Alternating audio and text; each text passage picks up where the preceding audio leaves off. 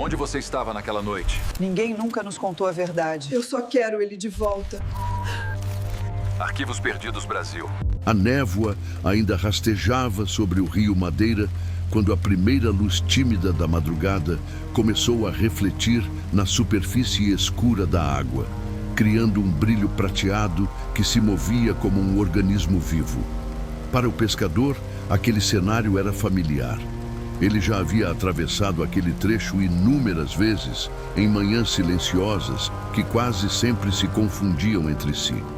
Mas naquela madrugada havia uma estranheza difícil de nomear, como se o rio inteiro estivesse retendo o ar, protegendo algo que não deveria ser encontrado. A neblina não apenas ocultava as margens, ela parecia esconder intenções. Enquanto o barco avançava, o pescador sentiu sob o remo uma resistência incomum, como se a água estivesse mais pesada do que o normal. O cheiro de lama misturado ao das folhas encharcadas denunciava que a chuva da noite anterior havia carregado troncos, restos de vegetação e até objetos da cidade. Comportamento típico do Madeira após tempestades. Ainda assim, uma sensação incômoda se instalava. Nele, uma intuição que nascia antes da razão. Foi então que algo interrompeu o fluxo natural da correnteza. Um fragmento branco, preso entre raízes submersas, oscilava lentamente. À primeira vista, parecia uma sacola presa pelo vento da noite anterior, mas havia uma rigidez naquele tecido que denunciava ser algo mais complexo. O pescador se aproximou com cautela, movido por um instinto que misturava receio e necessidade de saber. Ele tocou o objeto com a ponta do remo e, ao empurrá-lo, percebeu que o tecido não era tecido comum, era grosso, com detalhes delicados. Quando insistiu no movimento, um contorno surgiu da água, um braço pálido, um rosto parcialmente escondido por fios escuros e o que restava de um vestido que, mesmo encharcado, ainda carregava vestígios de pureza. Um vestido de noiva. A renda colada ao corpo revelava pequenas costuras artesanais, como se alguém tivesse preparado aquela mulher para um momento de celebração, e não para desaparecer na margem lamacenta de um rio. Quando a polícia chegou, tratou tudo como mera formalidade. Não havia registros de desaparecimento, nenhuma denúncia, nenhum noivo procurando por alguém. O corpo apareceu antes de existir um desaparecimento. Se o corpo surgiu primeiro, quem apagou a história dela antes mesmo de ela sumir? Se histórias como essa mexem com você e você quer continuar acompanhando casos reais que foram esquecidos pelo tempo, considere se inscrever no canal e deixar o like. Isso nos ajuda a manter investigações como esta vivas e a trazer novos arquivos que nunca deveriam ter sido enterrados. Porto Velho, no início da década de 90, era uma capital que crescia sem planejamento, improvisando soluções para problemas que surgiam mais rápido do que o poder público conseguia reagir. O calor constante fazia o ar vibrar sobre o asfalto, enquanto o cheiro de diesel, misturado à poeira, lembrava a todos que a modernização ainda não havia chegado por completo. As motos antigas circulavam com escapamentos barulhentos e caminhonetes seguiam por ruas de terra que, dependendo do clima, se transformavam em lama espessa ou em um redemoinho seco de poeira capaz de esconder rostos, intenções e segredos. A cidade possuía o ritmo de um interior isolado, ainda que carregasse o título de capital, e convivia com a sensação de que cada bairro abrigava histórias que ninguém queria olhar diretamente. O rio Madeira, imenso e silencioso, era tratado como um limite invisível entre o que podia ser comentado e o que precisava desaparecer.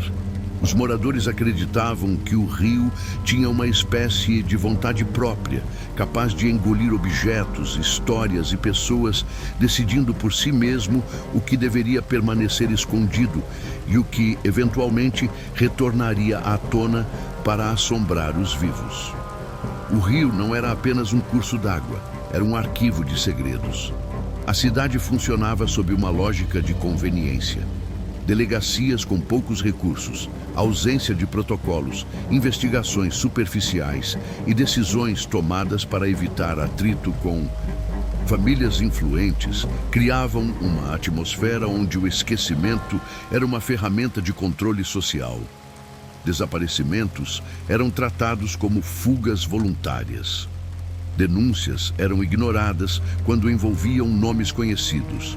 Histórias incômodas morriam antes de nascer. O silêncio era o principal mecanismo de defesa da cidade e ninguém ousava desafiá-lo. Naquele cenário, encontrar um vestido de noiva preso em galhos à beira do rio não significava apenas descobrir um corpo, significava romper um pacto coletivo de silêncio. Um vestido implica história. Uma noiva implica alguém esperando. E o fato de ninguém ter perguntado por ela revelava algo mais perturbador do que um crime. Revelava que Porto Velho já havia decidido esquecê-la. Nenhum documento acompanhava aquela mulher. Nenhuma carteira, nenhum nome gravado em joias, nenhum pedido de ajuda registrado em delegacia. Não existia ficha de desaparecimento, nem parente exigindo respostas. Era como se tivesse sido arrancada do mundo sem deixar marcas, exceto pelo corpo levado pela correnteza do Madeira. A autópsia revelava muito menos do que os detalhes que o próprio corpo entregava. Suas mãos eram pequenas, fortes, marcadas com pequenas cicatrizes que não pertenciam a alguém acostumado ao ócio. Eram marcas de quem trabalha todos os dias com água, panelas, tecidos e sabão. A pele tinha um bronzeado discreto e irregular, indicando uma rotina ao ar livre. Não havia esmaltes, adornos, maquiagem, nem traços de vaidade superficial. Havia simplicidade, havia vida real. O vestido, porém, denunciava uma história muito mais complexa do que a polícia quis enxergar. Apesar de sujo e pesado pela água, o tecido revelava costuras irregulares, feitas à mão, com cuidado e dedicação. Cada ponto parecia carregado de intenção, como se alguém tivesse demorado dias para fazê-lo. Talvez sem experiência com costura, mas com desejo de entregar algo que representasse amor, promessa ou dever. Esse vestido escondia um segredo invisível para quem só via um corpo. No forro, bem na região do peito, havia um pequeno lacinho azul, costurado por dentro, invisível a olhos rápidos. Não era adorno, era ritual. Em muitas comunidades ribeirinhas, costurar uma fita escondida no vestido significa proteção, fé, compromisso ou até pedido silencioso de coragem para enfrentar o que vem depois. A polícia ignorou esse detalhe. Não fotografou, não registrou, não questionou. Para eles, era apenas um corpo sem nome. Para quem percebe nuances, aquele lacinho azul era um grito silencioso. Nunca houve família na delegacia. Ninguém apareceu perguntando por ela. Nenhum noivo entrou pela porta pedindo notícias. Nenhuma amiga chorou na rádio local. E nada é mais assustador do que um desaparecimento que não desperta busca. Quando alguém some e ninguém procura, não é porque não existe vínculo. É porque alguém já decidiu que ela deveria permanecer esquecida. A fita azul não simbolizava casamento, simbolizava um aviso. A chuva daquela noite não parecia interessada em cessar. Era pesada, contínua e persistente, uma cortina espessa que transformava o chão em lama e fazia o rio Madeira parecer maior, mais vivo e mais perigoso do que de costume. A água escorria pelos telhados com violência enquanto relâmpagos rasgavam o céu, iluminando por segundos trechos da margem abandonada. Porto Velho dormia, mas aquela chuva parecia manter desperta apenas uma parte da cidade. A parte onde segredos são escondidos e nunca confessados. Foi nessa madrugada que 2 pescadores, abrigados embaixo de uma cobertura improvisada, viram algo que tentariam esquecer. uma caminhonete escura, antiga, de cabine simples, avançou em direção à beira do rio com faróis apagados. O veículo seguia devagar, não por cautela, mas por medo. Medo de chamar atenção, medo de errar o caminho, medo de ser visto. Quando finalmente estacionou, os pescadores perceberam que os homens não estavam ali para pescar, nem para buscar abrigo da chuva. A lona da carroceria foi levantada com pressa, revelando um volume envolto em tecido branco. Não era uma mala, não era mercadoria, e muito menos era algo que se carrega sem hesitação. O volume começou a ser arrastado para fora da caminhonete e a chuva, agora ainda mais agressiva, colava a lama ao tecido, revelando contornos que ninguém gostaria de reconhecer. A forma do corpo ficava mais evidente a cada movimento, e os dois homens, nervosos e desajeitados, tentavam se apressar, como se temessem que a própria noite pudesse denunciá-los. Um relâmpago iluminou a cena no exato momento em que um deles escorregou, revelando mãos trêmulas, não por frio, mas por culpa. Quando chegaram à beira do rio, houve um instante de paralisia. Nenhum deles disse uma palavra. Um empurrou o corpo e o peso caiu na água com um som seco e definitivo, afundando rápido, como se o rio estivesse faminto. Ao retornarem à caminhonete, um objeto caiu da carroceria e ficou preso na lama. Um buquê de flores amarrado com fita. Eles o deixaram para trás, talvez porque naquele momento não suportassem encarar qualquer vestígio de humanidade. O que eles não sabiam era que o rio devolve o que não consegue engolir. E naquela noite, ele não estava disposto a guardar segredos. Quando o dia seguinte amanheceu, o rio já não rugia com a mesma intensidade da noite anterior. A tempestade se transformara em uma calma quase irônica, como se o Madeira, depois de devorar o que lhe foi entregue, quisesse fingir que nada acontecera. A cidade, alheia aos acontecimentos da madrugada, seguia com sua rotina de preguiça matinal. Vendedores abrindo suas bancas, crianças carregando mochilas maiores que elas, rádios tocando propagandas locais. E, dentro desse cotidiano, a notícia do corpo encontrado começou a circular de maneira irregular, primeiro entre pescadores, depois entre curiosos que se aproximaram da margem para verificar se algo do rumor era verdade, até finalmente chegar aos ouvidos daqueles que preferiam não saber de nada que envolvesse a polícia, o rio e a palavra morte na mesma frase. A chegada dos agentes ao local não interrompeu a manhã, mas a atmosfera mudou. O corpo ainda estava parcialmente submerso, preso entre raízes, enquanto moscas começavam a se interessar pelas partes expostas. A água movia o vestido lentamente, como se o rio ainda relutasse em devolver aquilo que lhe fora imposto. Os policiais, indiferentes ao simbolismo da cena, conversavam entre si sobre banalidades, horários, burocracias, assinaturas, enquanto o pescador que encontrara o corpo permanecia em silêncio, tentando entender por que ninguém parecia enxergar a gravidade do que estavam testemunhando. Um dos agentes, com voz monótona, sugeriu que ela provavelmente havia escorregado e caído no rio na noite anterior, sem considerar que ninguém faz isso usando um vestido de noiva. Ao invés de instaurar uma investigação, a prioridade da autoridade local era remover o corpo rapidamente, antes que a presença do vestido branco despertasse curiosidade e coletiva. Na pressa de encerrar o incidente, a polícia ignorou passos básicos de perícia. Nenhuma área do local foi isolada, nenhuma marca no solo foi fotografada, nenhuma medida de preservação foi adotada. O vestido, saturado de água e lama, foi tratado como obstáculo, não como evidência.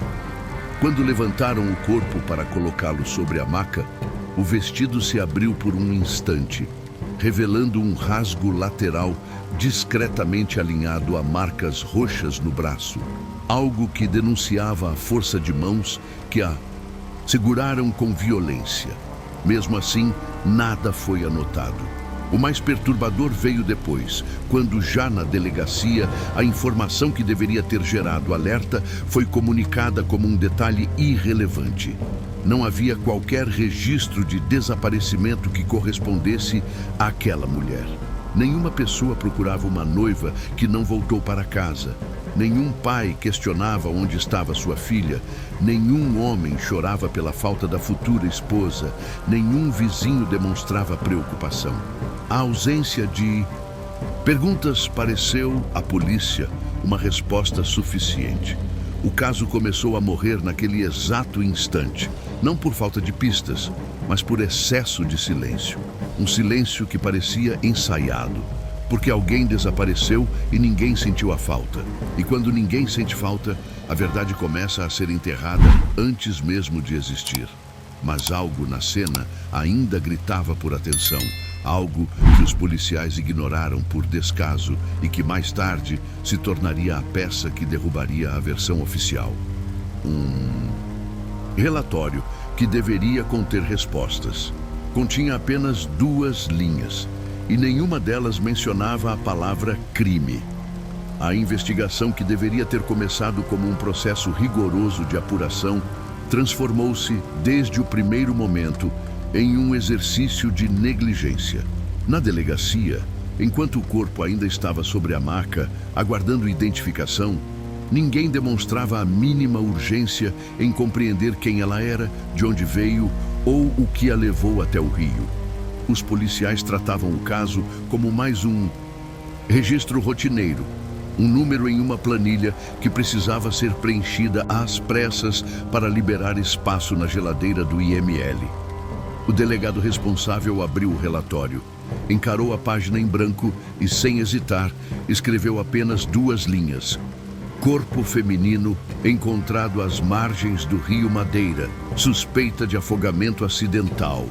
Não havia menção ao vestido de noiva, nem aos hematomas nos braços, nem ao lacinho azul costurado no interior do tecido, muito menos a informação essencial de que nenhuma denúncia de desaparecimento havia sido registrada antes da descoberta do corpo. Era como se cada elemento que apontava para um crime tivesse sido propositalmente ignorado. As roupas foram retiradas e colocadas em um saco plástico sem qualquer cuidado de preservação. O vestido, que poderia conter fios de cabelo, marcas de luta, respingos de sangue ou qualquer vestígio capaz de revelar o que realmente acontecera naquela noite, foi dobrado como um pano velho. Nenhum perito fotografou o forro interno, onde o lacinho azul escondia algo que só seria descoberto anos mais tarde. As mãos da mulher, rígidas e tensas, não foram examinadas em busca de fragmentos de pele de um possível agressor. O nylon preso ao tornozelo foi tratado como algo irrelevante, descartado sem registro. Um dos agentes chegou a comentar, enquanto assinava o protocolo, que talvez ela tivesse pulado no rio por vontade própria, como se aquela possibilidade pudesse encerrar a discussão antes que perguntas mais incômodas surgissem. A autópsia foi igualmente preguiçosa. A perícia concluiu, sem qualquer aprofundamento técnico, que não havia sinais externos de violência. O legista não mencionou a costura rasgada na altura das costelas, ignorou os pontos arroxeados no braço. Não se perguntou o motivo pelo qual uma mulher supostamente destinada ao altar acabaria afogada sem ninguém reclamar sua ausência. O fato de não haver água nos pulmões, que indicaria afogamento real, não foi explorado. A análise do estômago, que poderia revelar substâncias ou sedativos, não foi solicitada. A perícia não investigou o horário da morte com precisão, e o documento final afirmava de maneira vaga que o corpo estava de 12 a 24 horas na água. Uma margem tão ampla que poderia servir para qualquer narrativa conveniente. O relatório final foi encerrado com um carimbo, sem perguntas, sem investigação, sem aprofundamento. O que deveria ter sido um ponto de partida tornou-se um ponto final. Enquanto isso, longe da delegacia, rumores começavam a circular. Algumas pessoas comentavam que tinham visto uma caminhonete na noite da chuva. Outras diziam ter ouvido gritos abafados antes do barulho de algo pesado sendo arrastado, e ainda havia quem afirmasse que o buquê encontrado preso na margem não era coincidência, mas parte de algo que ninguém ousava verbalizar. Entretanto, cada vez que alguém demonstrava interesse em falar, o mesmo argumento surgia como uma muralha. Se não havia denúncia de desaparecimento, então não havia crime. E se não havia crime, ninguém precisava enfrentar o desconforto de descobrir quem estava mentindo. O caso, para a polícia, estava resolvido. Para o pescador, estava apenas começando. E para quem sabia da existência daquele vestido, daquele buquê e daquele silêncio, o medo estava só começando a ganhar voz. Porque quando a investigação ignora pistas visíveis, o que sobra é uma pergunta que incomoda mais do que todas as outras. Se foi acidente, por que alguém trabalhou tanto para apagar os rastros?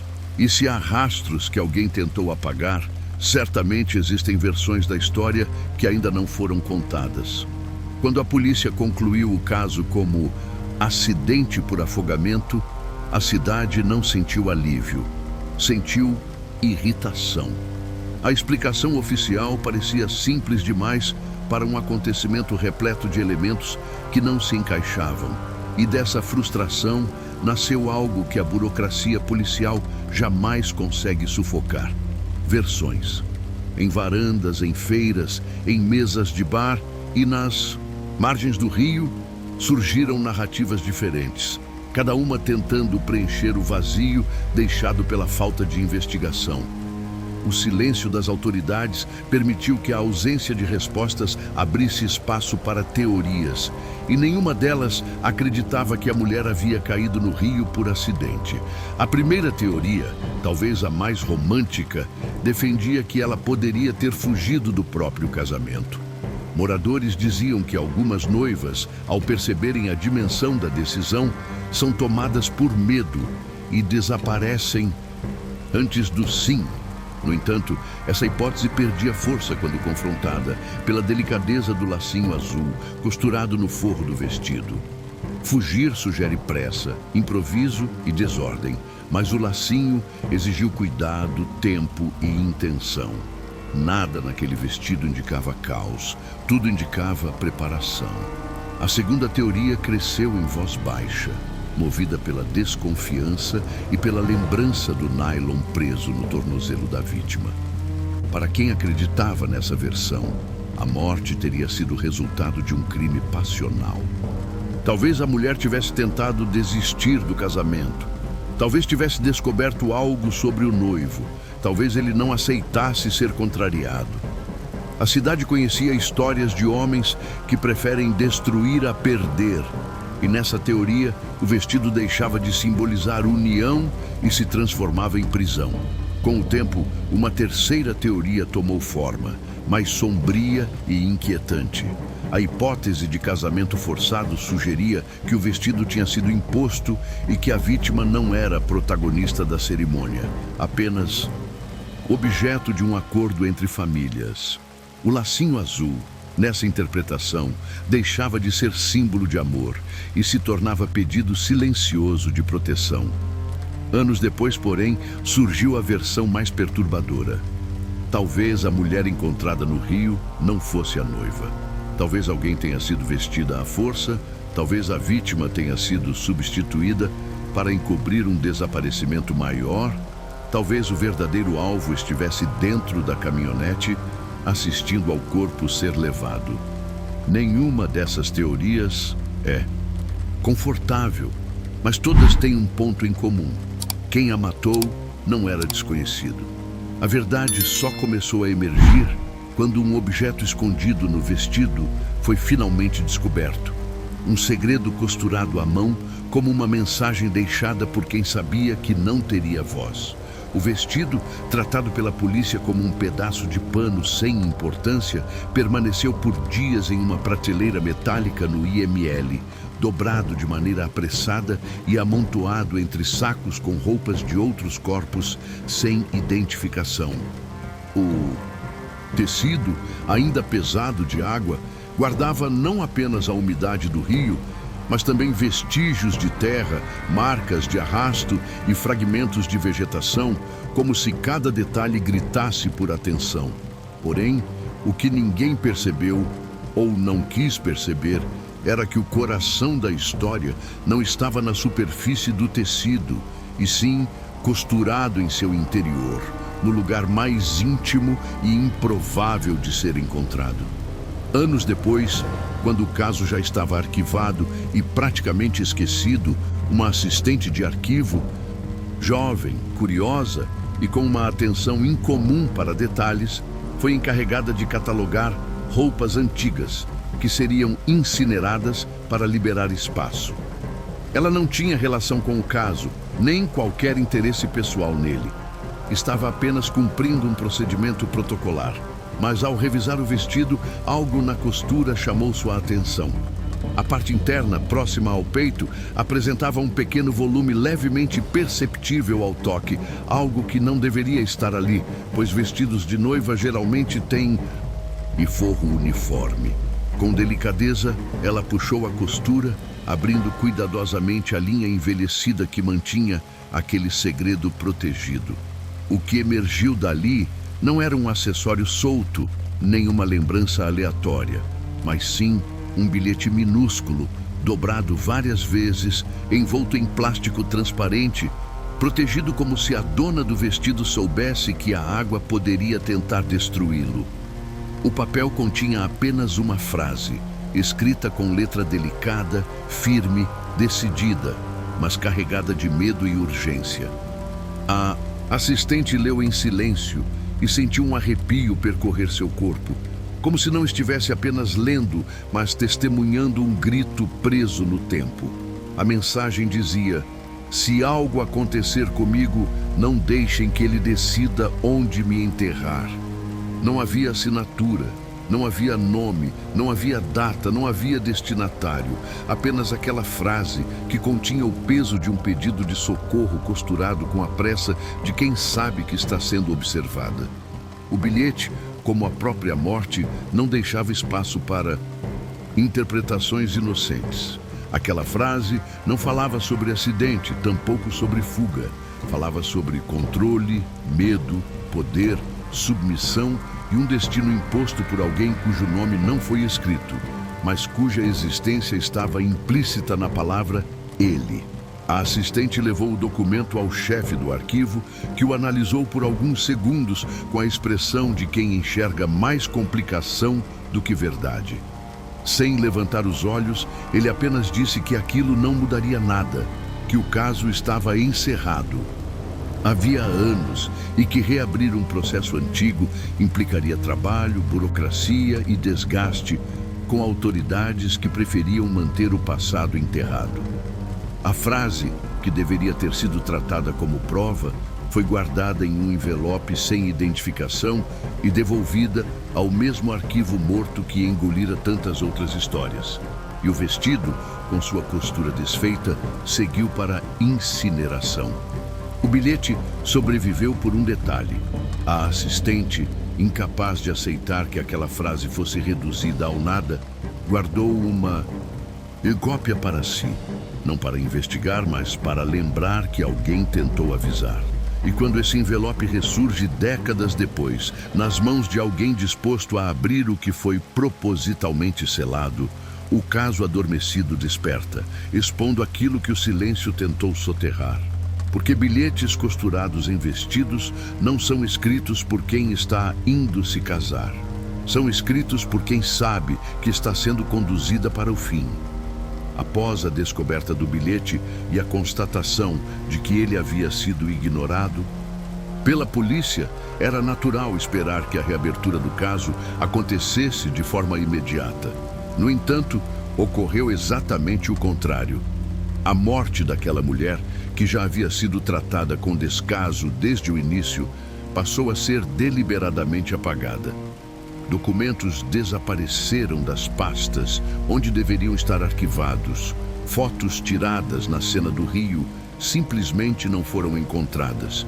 E o vestido, a principal peça que poderia revelar a cronologia dos acontecimentos, foi incinerado sob justificativa de descarte de material sem valor probatório. Não houve relatórios anexos descrevendo o procedimento, nem autorização assinada por autoridade competente. O vestido deixou de existir como se nunca tivesse sido recolhido. O corpo, enterrado como indigente em um cemitério periférico, recebeu apenas uma placa de metal com um número sem nome. O registro de sepultamento tinha erros de digitação, datas divergentes e ausência de informações essenciais. O relatório policial, que deveria conter depoimentos, nomes de possíveis testemunhas ou qualquer tentativa de reconstrução dos fatos, não passava de meia página com frases genéricas. O silêncio foi se acumulando em camadas, como terra jogada sobre um caixão, e cada camada deixava mais difícil qualquer tentativa futura de encontrar respostas. Documentos que deveriam ter sido guardados por anos, como parte da rotina administrativa do IML e da delegacia, foram substituídos por lacunas inexplicáveis, espaços vazios e folhas em branco. O mais inquietante é que no lugar onde deveriam existir informações, havia somente silêncio.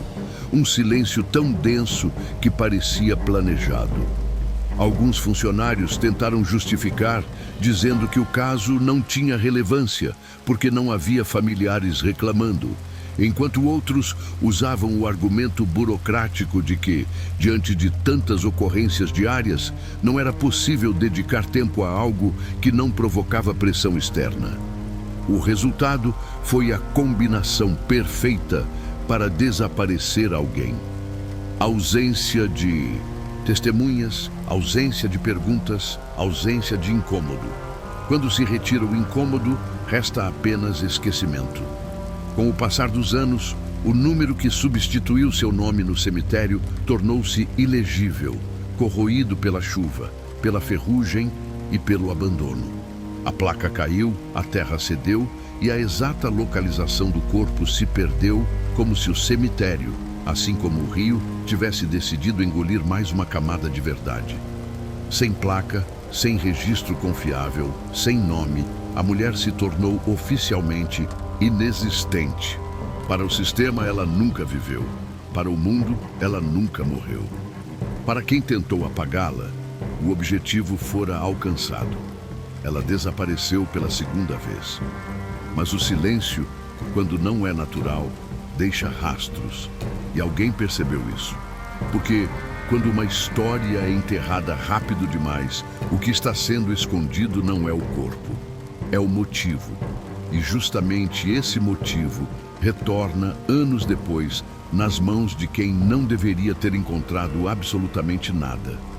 Décadas depois, quando a morte daquela mulher já não provocava sequer curiosidade, e seu nome havia sido engolido por uma combinação de descaso e conveniência, o destino decidiu reaparecer disfarçado de casualidade administrativa. A Secretaria de Arquivos Públicos iniciou um projeto simples de modernização: digitalizar documentos antigos, liberar espaço físico e eliminar materiais considerados irrelevantes. Ninguém imaginava que, ao abrir caixas cobertas de pó e ignoradas por anos, fantasmas voltariam a respirar. Entre relatórios mofados, laudos incompletos e pastas tortas, uma estagiária, jovem e sem qualquer vínculo emocional com o passado, tinha a tarefa de catalogar tudo o que fosse encontrado. Era trabalho mecânico, repetitivo e quase anestésico, até que ela puxou uma caixa encostada contra o fundo de uma prateleira alta. Dentro dela havia um envelope pardo, grosso, fechado com um lacre antigo. No canto superior, em grafite desbotado, lia-se algo que lhe fez franzir a testa: não arquivar. A frase era contraditória, pois o envelope estava justamente ali, arquivado e esquecido. Sem saber que estava prestes a romper um pacto de silêncio, ela abriu o envelope.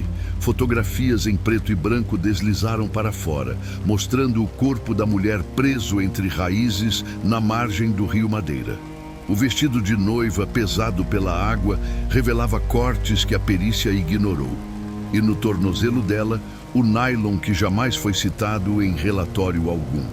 Atrás de uma das fotos, havia anotada à mão uma frase que parecia mais confissão do que observação técnica. O corpo apareceu antes do desaparecimento.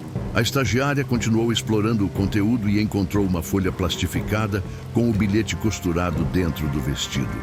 Ao lado dele, outro texto, escrito com pressa, dizia: "Não continuar. Pessoas importantes envolvidas." Quando ela levou o envelope ao coordenador do projeto, esperava surpresa ou indignação. Em vez disso, recebeu uma resposta curta e fria. Aquilo não deveria sair dali.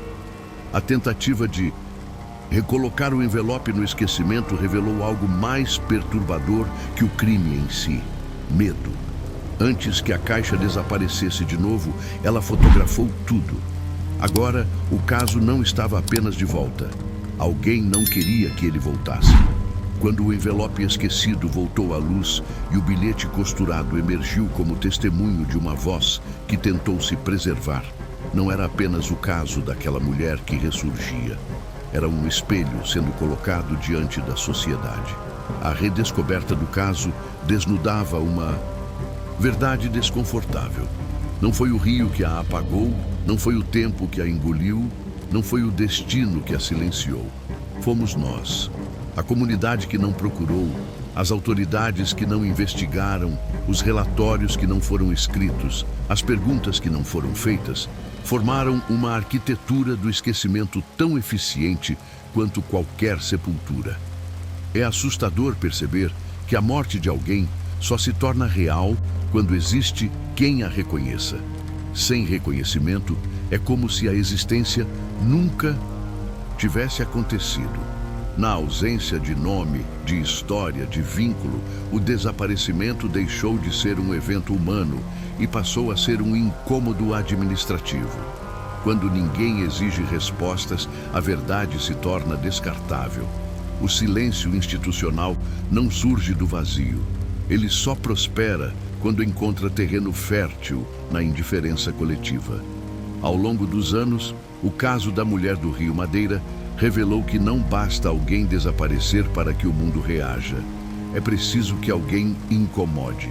A injustiça não se sustenta pela falta de provas, mas pela falta de interesse em examiná-las. E ao analisar friamente o rumo do caso, fica evidente que o desaparecimento não foi apenas físico, mas simbólico. Ela desapareceu primeiro da vida, depois dos registros, depois da memória e finalmente da narrativa. O mundo não a viu morrer, porque o mundo não a viu existir. É a segunda morte, aquela que não deixa marcas no corpo, mas arranca qualquer vestígio de legado. A verdadeira violência não está apenas no ato de matar, mas no ato de tornar irrelevante a existência de alguém. O bilhete costurado, escondido e ignorado condensa a essência da história. Ela sabia que sua voz estava sendo roubada e tentou preservá-la da única forma que restava. Não pediu justiça, não pediu vingança, só pediu para não desaparecer. Se lembramos dela hoje, não é porque o sistema funcionou, mas apesar dele. E agora que sua voz voltou a ecoar, mesmo que tardiamente, surge a pergunta que mais assombra: se esta história só veio à tona porque alguém encontrou um envelope esquecido, quantas outras foram enterradas sem sequer deixar rastro? O caso da mulher do rio Madeira não termina com uma revelação definitiva, nem produz o conforto de uma resposta conclusiva. Ele termina como começou, envolto pela água, pelo silêncio e por um vazio que nenhum documento conseguiu preencher.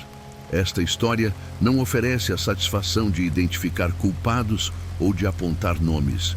porque o crime mais cruel cometido contra ela não foi apenas a violência que tirou sua vida, mas o abandono absoluto de sua existência. Ela morreu 2 vezes, e a segunda morte, aquela em que o mundo decidiu não enxergá-la, foi a que mais doeu na história. Durante anos, seu corpo permaneceu como um número, seu vestido como lixo descartado, seu bilhete como ruído, e sua memória como algo que o sistema considerou irrelevante demais para ser preservado. O rio não escolheu entregá-la naquele amanhecer por acaso. Era como se a correnteza tivesse tentando fazer aquilo que os vivos não fizeram, oferecer testemunho. A água segurou o corpo o suficiente para que fosse visto, mas não o bastante para que fosse escutado. E enquanto os homens tentaram apagar provas, manipular relatórios e acelerar o esquecimento, a verdade esperou pacientemente por uma brecha. Uma brecha que só surgiu quando alguém sem qualquer ligação com o passado decidiu olhar para o que todos preferiram ignorar. Não foi um policial, não foi um investigador, não foi alguém com senso de dever público. Foi apenas uma pessoa que se recusou a aceitar o apagamento como destino inevitável. Quando o envelope reapareceu e a frase escrita em letras miúdas rompeu o silêncio: "Se algo acontecer comigo, não deixem que ele decida onde me enterrar." A morte deixou de ser apenas morte. Tornou-se denúncia. A presença daquele bilhete costurado, protegido e escondido revela que ela não foi levada pelo acaso, mas alertada por pressentimento. Ela sabia, e mesmo sem saber o desfecho, tentou lutar da única forma possível, deixando uma mensagem que atravessou décadas e chegou até nós. A vida dela pode ter sido apagada, mas o ato de registrar aquele aviso, com a consciência plena de que talvez ninguém o encontrasse, foi uma forma silenciosa de resistência. E é por isso que contar essa história importa.